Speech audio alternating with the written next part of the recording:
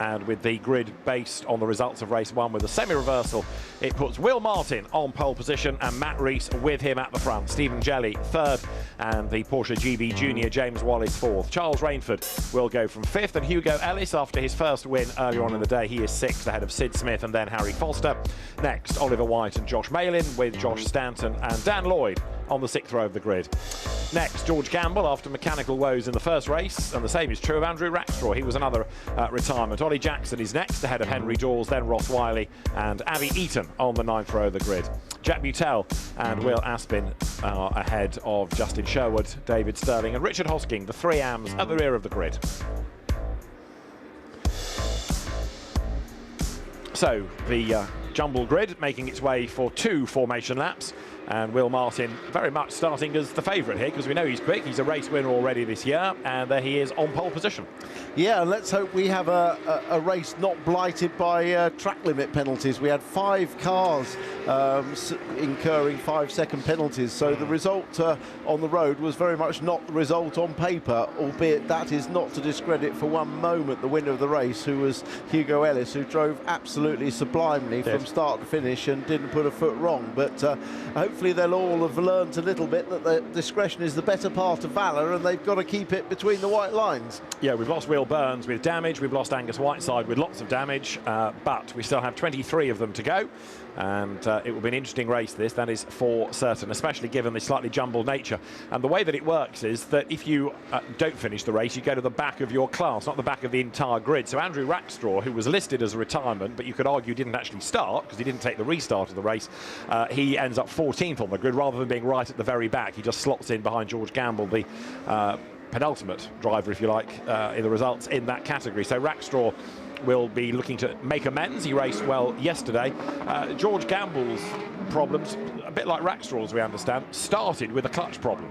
Yeah, started with the clutch problem. It was terminal in the case of Rackstraw. He didn't get off the line at all, albeit a few yards. George Gamble managed to get off the line and sort of control the problem, a bit of a slipping clutch, and in fact he was racing well, but one thing often leads to another mechanically, and sadly retired on the last lap. Yeah, there was a fear it was out of fuel, which wasn't correct. There was a fear it was the fuel pump that had sort of burnt through or failed, and that wasn't quite right. But it all started with this clutch drama. So the teams have been busy in the heat and the break, and we are ready to go racing. 34 laps or 30 minutes, depending on which comes first. It is round 4 of Porsche Carrera Cup GB. It's Will Martin and Matt Rees on the front of the grid. Matt Rees switching from Formula 4 and then GB3 to Porsches for this year. Stephen Jelley 3rd on the grid in the blue car. The lights go red and we await the start of the race now. Not a great getaway by Jelley, but a good start made by the white car of James Wallace from 4th on the grid that goes round the outside and takes 3rd on the run up towards Paddock Hill Bend. It's going to be Will Martin who leads, and Matt Rees slots in behind him as the cars drop down out of paddock up towards Druids. Jelley on the inside of Rees then, but Matt Rees on the outside line gets into the corner first. James Wallace goes way wide and out through the gravel, but he's going to keep it going, albeit he tumbles way down the order. Well, it was a shame for James Wallace. He actually made a good start, but Jelley's off at the bottom as well. I was going to talk about Jelley. He actually fought back well through turn 1, which left Wallace high and wide, and then that one problem led to another, and he was out wide at Druids. So Jelley's wobble drops him down the order at Graham Hill Bend, but at least he's still in the race as the cars make their way up to the end of lap 1, and it is going to be Will Martin who leads the way. We said pre-race he was in the pound seats. Now Charles Rainford is on his toes to try and get up past Matt Rees on the outside line. They're the two-tone blue car of Rainford, but he loses out because Hugo Ellis and Sid Smith go through on the inside. Yeah, he just put himself on the wrong side of the track and opened the door there. Will Martin's watching this all in his mirrors. It's a great battle at the front already. This is looking like a good race. Sid Smith just moves over a little bit there on Josh Malin. And Charles Rainford being well and truly roughed up, isn't he? Because he's got more of the Century cars having a go at him as they come along Cooper Straight now. Stephen Jelley trying to get himself back up past Harry Foster, who runs a little bit wide in the even race drive entry. So Jelley to the outside line. You can see that Foster has got grass at the front. He's lost a splitter, so he might well be easy prey for Jelley. So Will Martin leads, and he's building that gap. But then you've got Rees, Ellis, Smith, Malin, Rainford, Gamble in a queue, going down through paddock. So lots of battle packs developing early doors now, with the cars working lap 3 out of 34 with this very, very full field. Yeah, Matt Rees, former single-seater driver, having his first year in the Carrera Cup, and the leading rookie, and someone I think is extremely talented and will definitely win races this year. Led at Donington, didn't he? As you see further up the road there, having to go defensive. I think that was Charles Rainford. Right now, Pro-Am being led by Sid Smith, who went really well in the earlier race. That's 48. Ollie Jackson making a mistake, clipped the curb, locks up, bounces out wide, recovers to get onto the tail, coming now into clear waves of Dan Lloyd. So you've got two former touring car racers together. They both also had a previous spell in Porsche racing. Oh, dive up the inside, and through on Charles Rainford goes George Gamble, but Rainford is fighting back and has the inside up to Druids. And will go through Willie on the inside line, breaks late.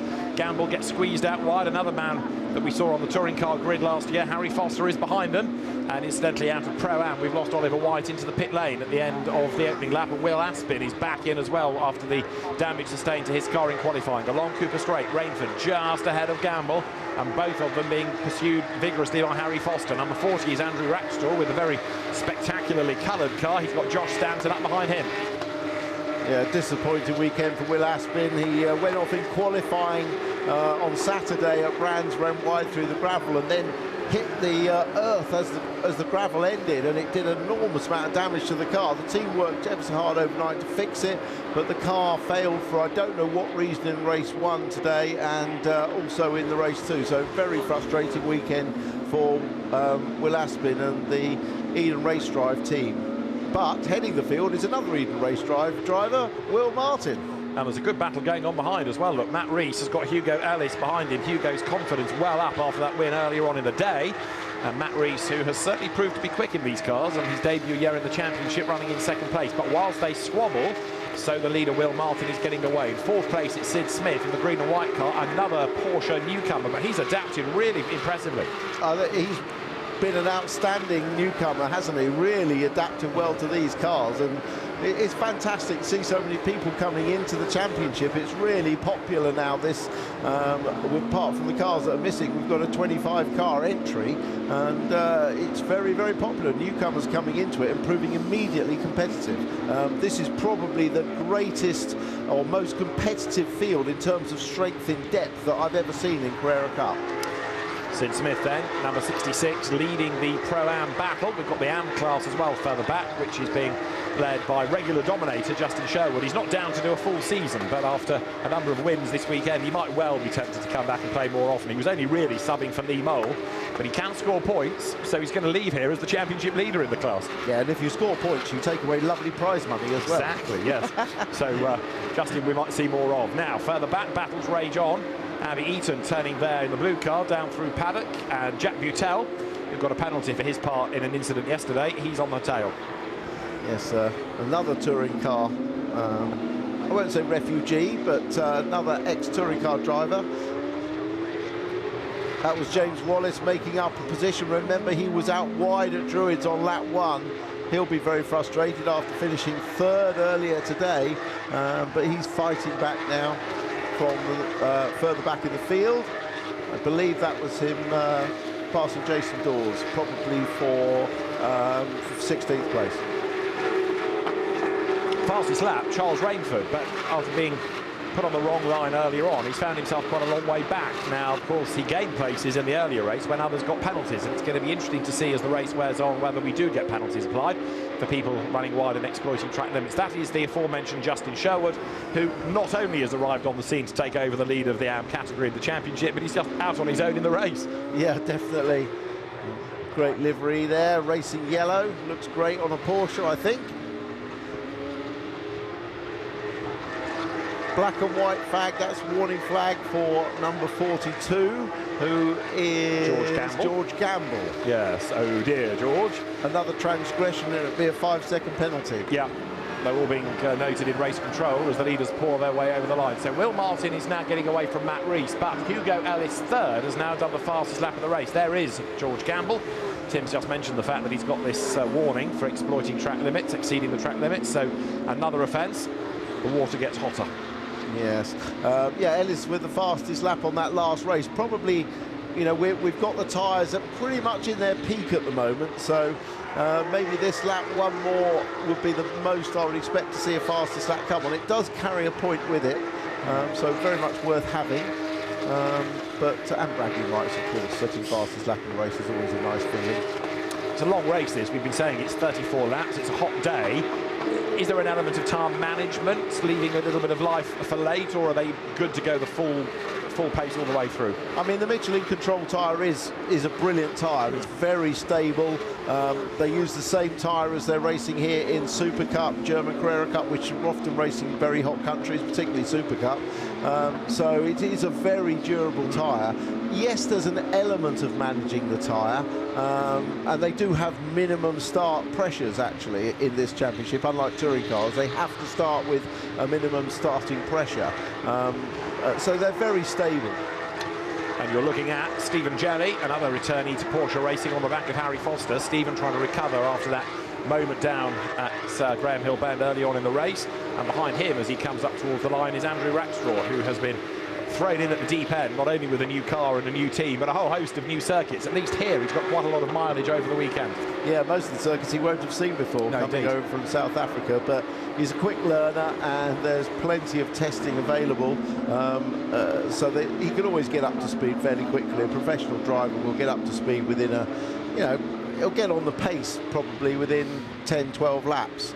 And then it's just a case of fine-tuning. But there's no substitute for racing at a circuit and knowing the little tricks and opportunities that arise from years of racing at one circuit, and he certainly has that disadvantage. Now look, coming up to Richard Hosking, the back marker.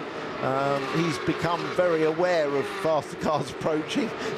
He's been lapped a couple of times in each race, but he's now well aware of them and hopefully will steer clear of them as they pass. Matt Rees a little bit quicker that time to narrow the gap to 0.649 of a second and do the fastest lap in the process. So the black and green car, Matt Rees, taking Hugo Ellis with him, closing on the leader, and they are all closing on the back marker.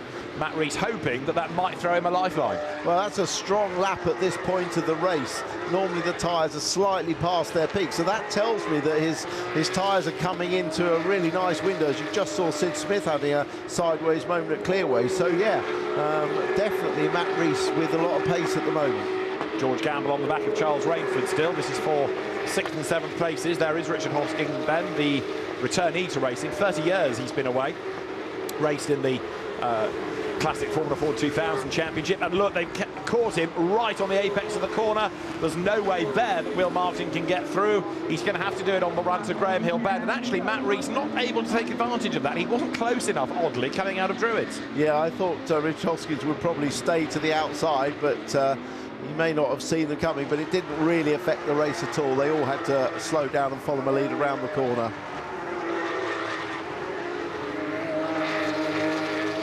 Out of Clark Curve, then up towards the line. Sid Smith there in 4th place, the leading Pro-Am driver. We've seen him get sideways there once before, and now he runs it really wide. He's doing his best to stay with the 3 leading cars, the 3 leading Pro entries, but he's on the edge. He is. As a look at the attitude of the car looks very much like Sid Smith is, I won't say ragging the car, but he's wringing everything out of it to stay with them. Josh Malin, number 90, gets past Hosking, and also in this battle pack there's Charles Rainford, there's George Gamble, and as they come out of the corner, Malin on the inside, number 90, the blue car on the outside is going to be Charles Rainford's, and George Gamble throws it up the inside, forces Rainford a bit wide, but Charles comes off the corner ahead, and then Harry Foster is right there behind them as well, not quite able to get the outside line. Yeah, but through they go on Harry Foster. There was a brake lock-up going into Graham Hill, and this is the battle between Jelly and Rackstraw. I think it's changed, yeah. Rackstraw having gone ahead. Now look, for the lead, Will Martin's got away all of a sudden, and Matt Rees coming under attack now from race 1 winner Hugo Ellis. So Will Martin, the pressure off now, comes out of Druids and wants to try to get away whilst this squabble goes on behind him. Coming out of Graham Hill Bend, Matt Rees, number 35, the black and green car. Hugo Ellis with the sort of dual livery, white on one side, camo on the other, goes up through Surtees, and then Sid Smith in 4th, leading Pro-Am. 2nd in Pro-Am is Josh Stanton, 3rd Pro-Am, Ollie Jackson. And another car making its way down the pit lane, I noticed as well. So that is David Sterling, Scottish driver who missed the Donington event, but has decided to come and have a go, have a play this weekend. Probably the furthest point away from Scotland, which is where he's based. Yeah. Jack Butel and the recovering James Wallace together. Side by side, up into paddock. Who's the latest on the brakes? It's James Wallace, the new Porsche Junior for this year and next, racing with Team Parker Racing. And ahead of him, Ollie Jackson, having a really good battle, isn't he, with Abby Eaton in the 44 car. Abby looks to lunge down the inside, but you're not going to get that one over on an ex-PTCC winner. He closes the door. And James Wallace is right with them, number 50, recovering after his gravelly moment after that good start right at the beginning of the race. So Jackson back ahead of Eaton, and James Wallace will want to try to find a way past those two that are second and third, remember, in Pro-Am. So that's a proper squabble for class position between Jackson at the head of this queue and Abby Eaton behind.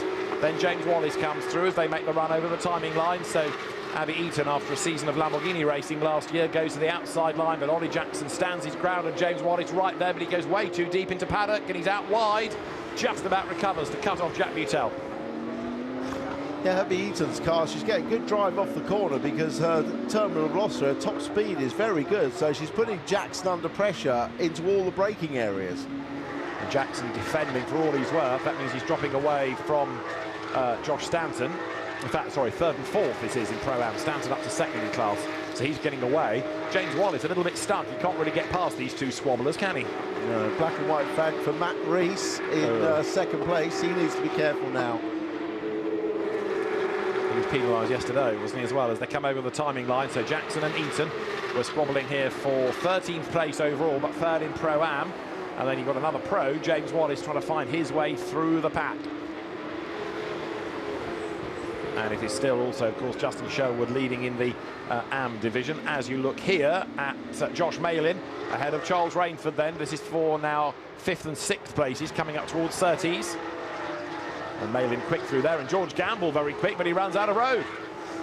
Yeah, if you put a wheel, the right-hand wheels on that curving as you come through the corner there before the braking area for clearways, it just upsets the car. You see the car bounce, and then you can't fully stop the car, or you get a brake lock up. Through paddock they turn then, and we're on to lap number 19 now out of the 34. After all the high drama at the beginning of the first race. Very wide indeed goes Josh Malin with it all locked up and tyre smoke, but he scrabbles out wide and actually hangs onto the place. That was a pretty decent recovery. It was a good recovery because he was on the outside, but it'll close everybody up, and here gets an opportunity up the inside for Gamble to get past Rainford, and he takes that opportunity. So Charles Rainford, that's been a Pro-Am champion, a Pro race winner, not having the best of days, is he? Because in both races he's sort of been elbowed back through the pack, and that's odd. He's been roughed up, hasn't he? He's been roughed up, and sometimes races go like that. It's a bit like queuing at the supermarket. Sometimes you just get in the wrong queue. And he needs to get back in the express lane, doesn't he, here, to salvage something out of this race, because the leading group is well up the road now. And there is the Jackson, Wallace, Butel, Eaton order, which means Abby has also been roughed up and lost a couple of places. Yeah. So Abby Eaton falls back, not only overall, but also in class, because she's now fallen behind Jack Butel. Yeah, true, because she was right up behind Ollie Jackson, wasn't she? So something occurred there to push her back 2 places. And not that far behind is Henry Dawes in the blue and red car. Yeah, Henry having a good race. Still this battle between Jenny and Rackstraw. They've been fighting all the way through this race, haven't they? They have, and Andrew Rackstraw ahead, keeping the more experienced Stephen Jelly at bay, more experienced of racing in general at Porsches and Brands Hatch. But Andrew Rackstraw, I'm sure, is going to be one to watch over the course of the season. Makes the run now up the hill. Fascinating to see people from overseas coming to race in this championship. Yeah, definitely. There's a lot of choice of championships you can race in, certainly for Porsche Carrera Cup, so it's great that he's come to the UK. So there, Rackstraw goes through, Jelly over the curb again. Wide. Yeah, and then behind them is Dan Lloyd, TCR UK champion, former BTCC racer as well, over the timing line, getting away Will Martin, although Matt Rees still trying, still pushing, still doing his best. He's only 6/10 back. He's sort of tantalisingly close. That awful there or thereabouts situation. Yeah, well, it only takes a little mistake. You saw Matty Rees make that mistake up at Druids, and you know, when these drivers are driving absolutely on the limit, the tiniest little lock up or power application too soon, and it just gives an advantage to the guy behind. That's why when you're in the lead, if you can get in the rhythm, and I know I'll go on about it, but there is a sweet spot of driving not too hard, not overdriving the car, just get into a rhythm, which you can do when you haven't got to look in your mirrors all the time. Jackson downhill then, James Wallace up behind him, so overall this is the 13th place, but it's Pro-Am versus Pro. James Wallace on the lights, looking to try to make progress. James had a season in British GT last year in a Mercedes, racing GT Cup. Started off on the ovals in mini stocks, the rough and tumble world of junior stock car racing in the Midlands, and now in Nick Tandy's JTR team, following in his footsteps, because that's where Nick came from. Mini stocks racing. Over the line then goes Jackson, but Wallace not really close enough as yet to make a proper move. No, and it is difficult for drivers coming from GT cars, British GT cars with ABS, to transfer into a rear-engine Porsche with no ABS at all, because it really does make a big difference on how you brake. The brake pedal pressure and how you release the pressure is very different in the Porsche to a GT car, where you can hold the brake on right up to the apex. Meantime, we have still Will Martin ahead, and the gap hovering again around that 0.6 of a second mark. Part of Rees's problem, I guess, is that he can't purely dedicate himself on catching the leader. He still has to be mindful of where Hugo Ellis is behind. And then I think Sid Smith, fourth, the leading Pro-Am, is now settling for a class win. He can't quite live with the top three. And the first 5-second penalty has come through, and it is for car 44, which is Abby Eaton, sadly. Okay, so she'll be dropping down the order anyway, but apply the penalty, and it gets even worse, down to 18th place now, as you look at the fight for second position. Matt Rees under braking, maybe a fraction nearer to Will Martin, but then the gap stretches again the other side of the corner, up towards the line. Martin, Rees, Ellis, the top three. We've got 11 laps or 11 minutes to go, but given the lap times here, which hover around 46.5 seconds, these are the fastest cars on the Toka package built, it is going to be laps rather than time, and there are 10 of them to go. Yeah, and for the first time, that gap, I know it's only just over half a second, but it just looks to be like Will Martin has now got a comfortable gap in terms of he can concentrate. Look for, oh, that's Ross Wiley into the pits. It is. We've certainly seen more retirements this week than usual in Porsche Carrera Cup. Oh, Sid Smith's off. Now, can he keep his class lead? Can he get in the way of anybody? They all jink around him. So the second car within the class is Josh Stanton, who's not quite caught him. So Sid Smith, despite the spin, hangs on to his class lead, but that was very messy. Well, we said earlier, didn't we, that he was driving on slightly the ragged edge. Let's just see what happens here. Oh, he's carried too much speed into Graham Hill and just ran out wide, and he's not quite got enough steering lock, has he, to save it? And another one off is Josh Malin, and that's at Paddock, as he toboggans his way through the gravel and back onto the circuit. So all of a sudden the order is shuffled. Sid Smith has a woe, and James Wallace and Andrew Rackstraw, certainly on the inside is Andrew Rackstraw there trying to make full advantage. He's got past Smith. Smith fights back, but he couldn't quite get ahead of Malin. Yeah, Sid Smith will have some dirty tyres, but being this hot, they'll clean up fairly quickly. Passing the back marker, Richard Hoskins. Once again, there's our race leader, Will Martin. And that gap now is 0.6 of a second over Matt Rees and Hugo Ellis third as the dust settles at Paddock. So through goes Rees. But Ellis, again, he's not quite near enough even to have a go for second place, is he? Not quite. Replay here of what happened to Josh Malin. He was wide going in, so his brake too late. Couldn't get the car turned in and onto the grippier part of the track. Just manages to scrub off a bit of speed and go through the gravel for a relatively short amount of time and back on. Costing places, down to 9th overall now, Josh Malin, as we look at the leaders swooping their way up through Clark Curve. Beautiful looking cars, these 992 GT3 Cup cars just look absolutely fabulous. They do indeed. And for Will Martin, could well be a second win of the year, because now the gap has suddenly shot up from 6 to 9 tenths, and that waves two metaphorical fingers at the rest, doesn't it, to say, right, that's it, I'm off now. You've had your go catching me, but now he's very much being able to scratch the advantage. Josh Malin goes through, and behind him Sid Smith. So the two drivers that have been in the wars of late are 9th and 10th, and Andrew Rackstraw is right with them. Yeah, Smith still leading the Pro-Am class, but between him and Stanton is Rackshaw. Malin looks up again and goes wide at Druid, so that's something we've seen at that corner before. It's the third mistake of the race, so the pressure is telling, possibly in the heat as well, and now the tail wags on Malin's car. Yeah, it looks spectacular, but it's not the fast way round the track, is it? But shows how keen he is to chase the throttle, and not only do these cars not have ABS, apart from the AM cars. The AM cars are allowed ABS now in this championship, but none of them have traction control, as you saw vividly displayed there. Traction control equals right foot over the line. Josh Malin goes through, and still 9th. Sid Smith has a cheeky look at the inside. Josh gives him racing room, and Sid Smith takes it. And so too does Rackshaw. As Malin goes wide again. I think Malin is just... now Sid Smith runs wide. Yeah. I think they're all struggling a bit with their tyres, but we make one mistake and you lose confidence in the braking area into the next area, and the errors compound each other. So certainly Josh Malin's race is becoming a tough one. Will Martin is getting away, or he was, 9/10 it had become, 8/10 last time, and this time as he goes through it's over a second. So now with just under 5 laps to go, I think Will Martin has finally done it. But a change for second place could yet happen, couldn't it? Hugo Ellis then, the Carter turned Porsche race, and quite a big step it was when he first came into the championship. Now a race winner, but he would like to be ahead in this race of Matt Rees. Yeah, definitely. Rees's focus is very much on his mirrors and not looking ahead to Will Martin.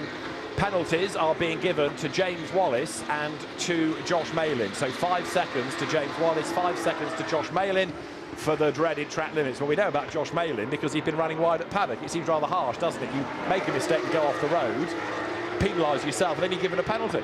Yeah, I know. Well, he's off again, he's off again. Get me started. Right, the leaders go by, and it is Martin, Rees and Ellis, the top 3. We've got under 4 laps to go. The lead gap is 1.3 seconds, and all eyes now really on this to see on which steps of the podium Rees and Ellis will stand. Who's going to be on step 2, who on 3, because the two of them have been together race long. But Hugo Ellis, oddly, has never quite been able to piece together a proper attack for the place. Yeah, despite little mistakes from both of them, you know, at different points in the race. But it's all the last few laps are always the hardest. You're tired, the concentration is wavering, the tyres are worn. It's a difficult to keep your focus at the end of the race.